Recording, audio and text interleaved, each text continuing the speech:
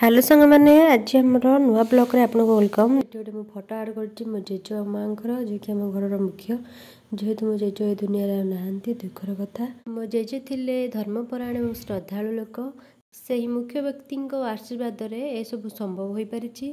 तो एपटे देख आमर फल सब कटाकटी सारी भोग एपटे आमर प्रस्तुत हो सारे। तो पूजा पूरा धुआ धुई रेडी हो सारी। यही फोटोटी बापा गाड़ी आणला बेले पूजा करते मुझे आड कर देछि।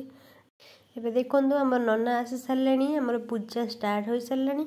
तो संकल्प रे मो दादा बसिछंती एबे हमर पूजा कंटिन्यू चलछि। जेहेतु संध्या आसी जाइथिला तो ननांकर अन्य आड़े पूजा थिला तो सेति पई नना आसीबा लेट करले। तापर आ गोटे कारण है कि करेन्ट से टाइम पड़ जाइथिला सेति पई हम वीडियो रे लाइट भल से आसी पारनी। जहाँ मो मोबाइल लाइट रे जेतिक वीडियो मु करि पारछि सेटा आपन मानक सहित शेयर करूछि। एपटे देखंतु गुगीतर झुणा धरिकी सब गाड़ी पाखे तार निजे निजे बोले सारे। सेपटे आम नना तांकर पूजा करुछंती।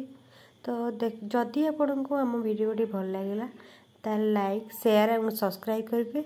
रहुछि नमस्कार।